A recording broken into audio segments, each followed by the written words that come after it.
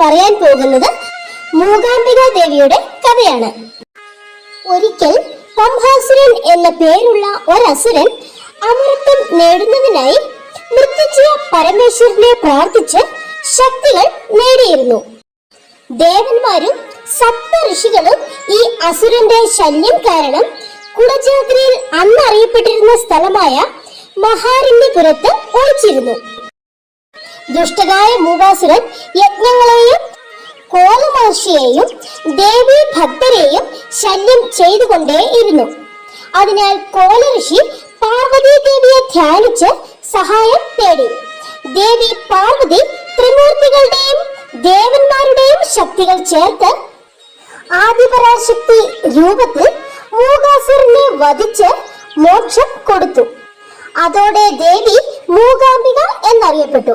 കോലഋഷി ധ്യാനിച്ച് ഈ സഹായം അരുളിയ ശക്തി പരശുരാമനാൽ നിർമ്മിക്കപ്പെട്ട ക്ഷേത്രത്തിൽ സ്വയം ഉദ്ഭവ ജ്യോതിർലിംഗത്തിൽ ചേർന്നു. അങ്ങനെ കുറച്ചുകാലം കഴിഞ്ഞപ്പോൾ ജഗദ്ഗുരു ശ്രീ ആദി ശങ്കരാചാര്യർക്ക് കുടജാദ്രി മലമുകളിൽ ദേവീ ചൈതന്യം അനുഭവപ്പെട്ടു. ധ്യാനത്തിൽ ഇരുന്ന ശ്രീ ശങ്കരാചാര്യർ ആദിപരാശക്തി അമ്മയെ ദർശിച്ചു. അമ്മ പ്രത്യക്ഷപ്പെട്ട് വരം കൊടുക്കാനായി തയ്യാറായി. അമ്മയോട് ശങ്കരാചാര്യർ ദേവി സരസ്വതിയുടെ അമ്പലം കേരളത്തിൽ എവിടെയും ഇല്ല എന്നും അമ്മ തന്നോടൊപ്പം കേരളത്തിൽ വരണമെന്നും അപേക്ഷിച്ചു. ആദിശങ്കരുടെ ഭക്തിയിൽ ദേവി സംപ്രീതയായി. എന്നാൽ അമ്മ ഒരു നിബന്ധനയും വെച്ചു. മുന്നിൽ നടക്കണമെന്നും പിന്തിരിഞ്ഞ് ദേവിയെ നോക്കരുത് എന്നും. അങ്ങനെ തിരിഞ്ഞു നോക്കിയാൽ ദേവി ഒപ്പം വരികയില്ല എന്നുമായിരുന്നു ആ നിബന്ധന. ശങ്കരാചാര്യർ അത് സമ്മതിച്ച് മുന്നിൽ നടത്തം ആരംഭിച്ചു. ദേവിയുടെ നോപുര ശബ്ദം കേൾക്കുന്നത് കൊണ്ട് ദേവി പിന്നാലെ വരുന്നുണ്ട് എന്ന് ശങ്കരാചാര്യർ മനസ്സിലാക്കി. അങ്ങനെ അവർ നടന്ന് സൗവർണിക നദിയുടെ തീരത്തെത്തിയപ്പോൾ നോപുര ശബ്ദം കേൾക്കാതെയായി.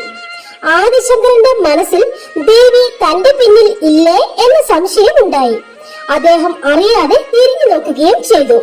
അമ്മ അവിടെ സ്ഥാനം ഉറപ്പിക്കുകയും ചെയ്തു എന്ന് വിശ്വസിക്കപ്പെടുന്നു. എന്നിട്ടും ലക്ഷ്യം കൈവിടാതെ ശങ്കരാചാര്യർ മനമുരുകി ദേവിയോട് യാചിച്ചു.